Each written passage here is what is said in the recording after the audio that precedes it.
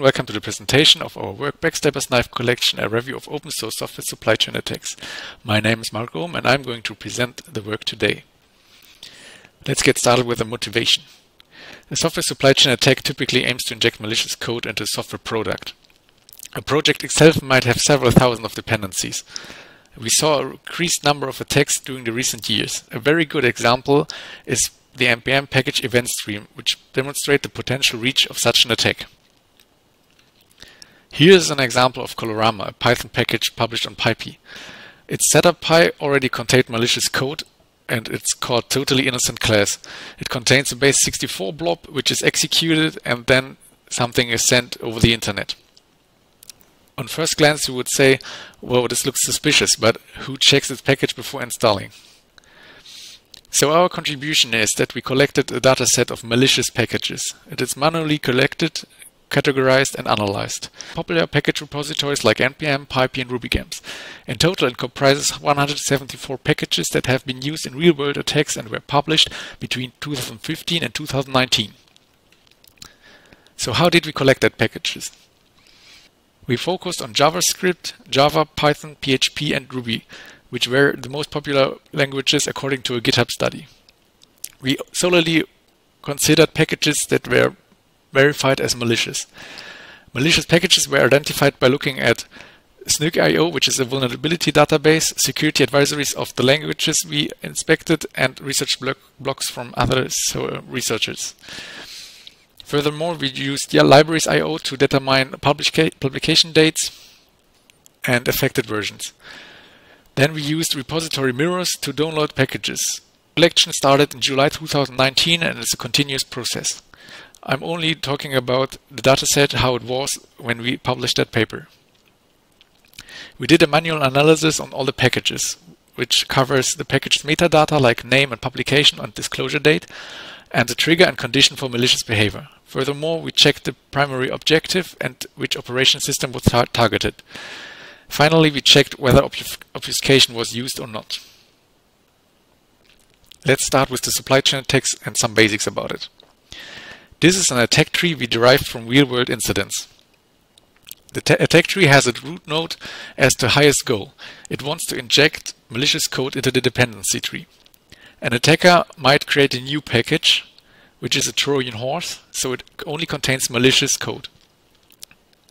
He also might use typo squatting, so that he names his package very similar to one which is already published, so that he can infect victims that mistype during installation. Furthermore, he might use a name that was previously occupied by a package, but then was freed. He just registers the name again, and everyone who still has the dependency listed will download his package. Other way of the attacker would be to infect an existing package. This can be done by injecting the malicious code directly into the source, either via pull request as contributor or by direct commit as maintainer.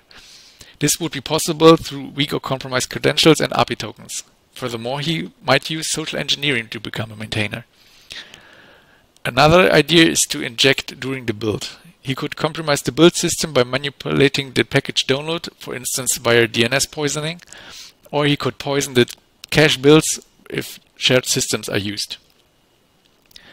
An attacker might also inject the malicious code into the repository system directly, either through weak or compromised credentials, or by exploiting vulnerabilities of the repository system itself. Alternatively, he might publish his package to an alternative repository or mirror. Let's get started with our dataset. We identified 469 malicious packages and an additional 59 packages that could be identified as proof of concept. These are excluded from our examination. We were able to download at least one affected version for 174 packages. All future statements and statistics refer to the set of downloaded packages.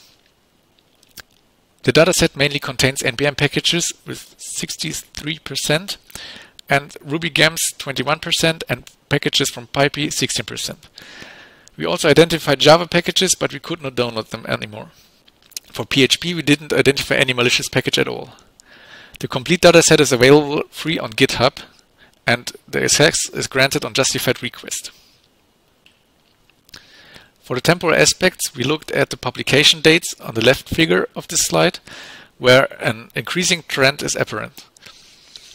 As you can see, PyP attacks date back to 2015, while NPM started in 2017, but already with a high number of malicious packages. In 2019, more attacks on RubyGems were observed. This is most probably because PyP and NPM already started to employ countermeasurements. On the right side, you can see the average days between publication and public disclosure. In average, a package is online for 209 days. It is obvious that, as you can see, RubyGems seems to be faster than the others when identifying and removing the package. At first, we looked at the trigger for the malicious behavior of each package. A malicious package might trigger malicious behavior during installation, during the runtime, or during test cases. As you can see for NPM and PyP, the majority of packages expose their malicious behavior during installation. This is due to NPM's and PyP's technique to execute arbitrary code during installation, for instance, as defined in the setup py or the package JSON. RubyGems, however, does not have such technique, and hence there are no attacks during installation. However, all attacks in RubyGems happen during runtime. Moreover, there have only been 2 cases where tests have been used for attacks. In both cases, calling the tests on that malicious package would erase all files on a hard drive.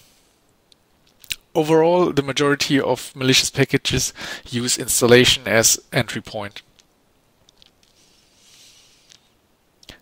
The next thing we looked at was conditional execution. So a malicious package might check for further conditions, for instance the application state, the operation system, or the dependency tree. Overall, you can see that 1/3 of the packages checked for the application state. This could be, for instance, to check whether the application is running in production mode or if enough cryptocurrency is in the wallet. 2% of the packages also check the dependency tree, which means they checked whether the package they have been imported from is the package they are targeting.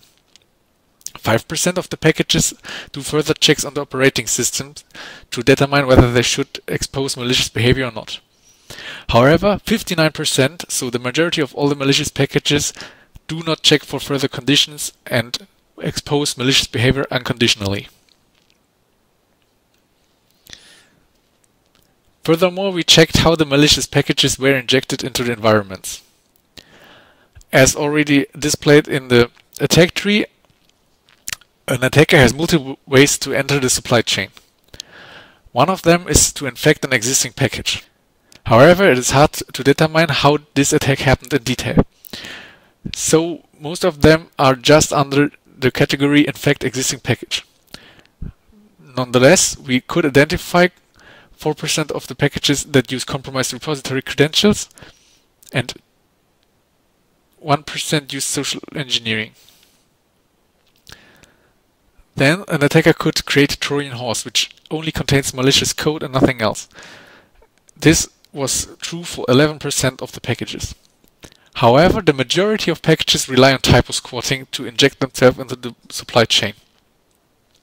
A further investigation revealed that the Levenshtein distance between the benign name and the typo squatting name is 2.3. Most often hyphens were added or removed, or it was switched between British English and American English. Then we checked for obfuscation techniques. As you can see, 51% of the malicious packages do not employ obfuscation. However, there are some that use obfuscation, like encoding, 30%, which might be base 64 or hex. 1% of the packages use encryption to hide themselves. A technique most often used in a benign sense is minification. However, this also constitutes a perfect way for an attacker to obfuscate his code. Moreover, there might be combinations of all the techniques. Another technique used is string sampling in 6% of the cases. A seemingly random string is used and then resampled to meaningful strings. On first glance, a user would not recognize a command from the random letters, but however, if you rearrange them, a command can be generated. Then we looked at which operation system was targeted. We distinguished between Unix-like systems, Windows, and macOS. As you can see, overall, 26% of the packages target Unix-like systems.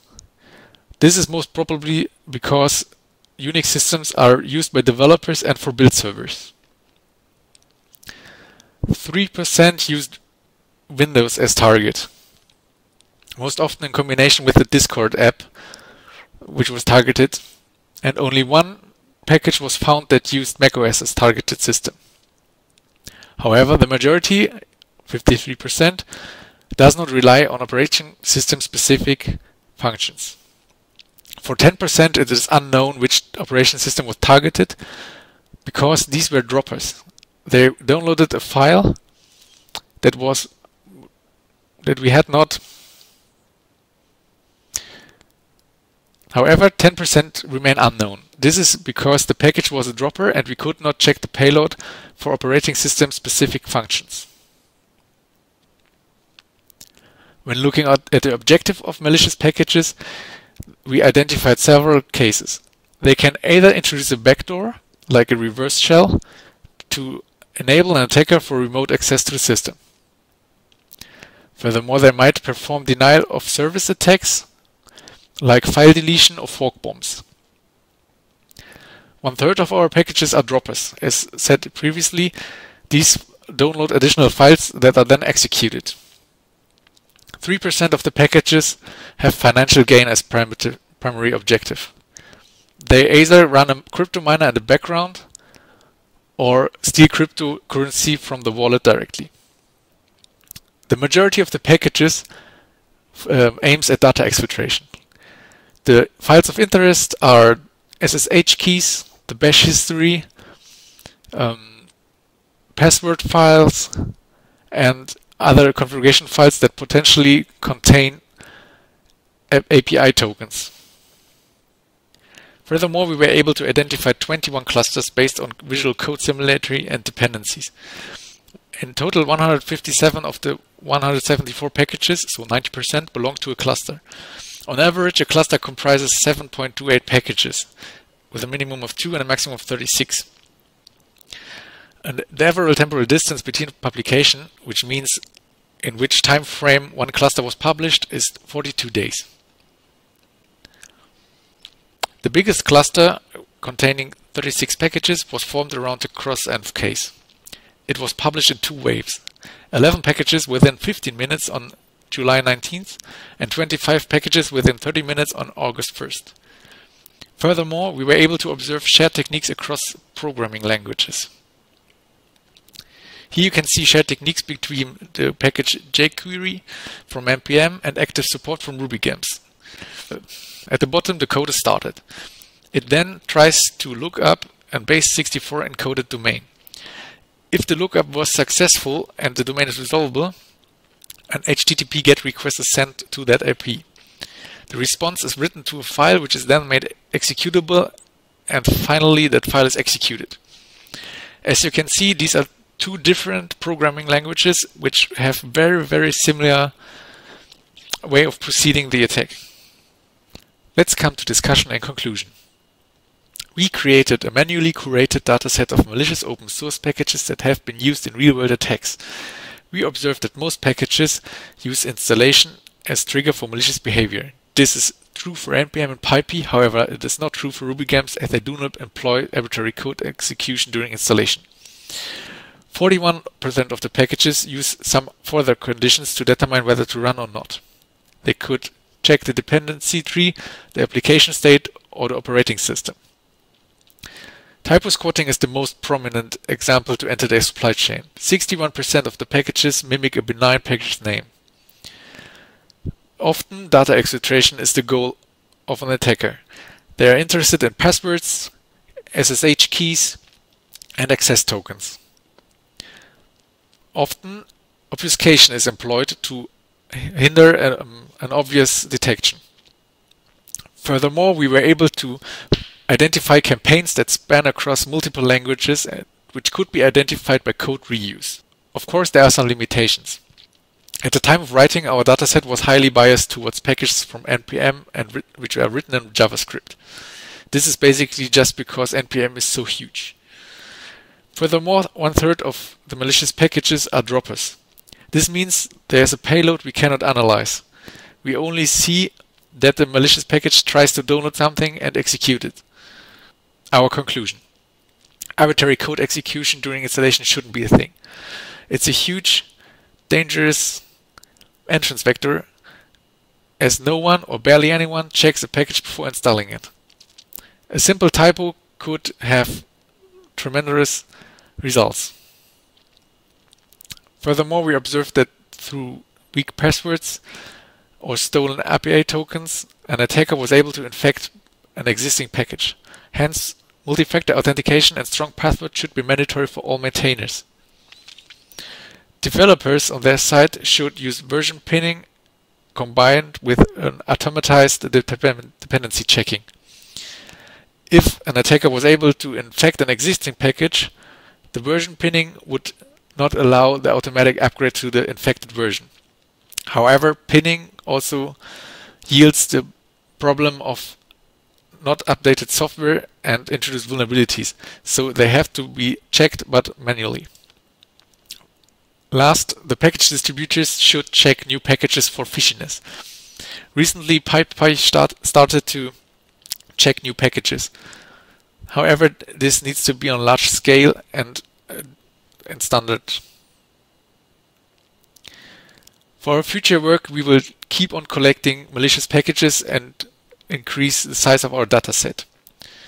You are invited to participate. Just follow the link and send me an email, and I will give you access to our dataset. Furthermore, we will try to perform custom searches on VirusTotal and contact maintainers and distributors to get some of the missing packages.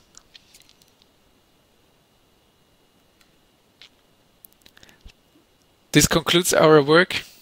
I hope you enjoyed it. If you have any questions, feel free to contact me or my colleagues. And thank you for listening.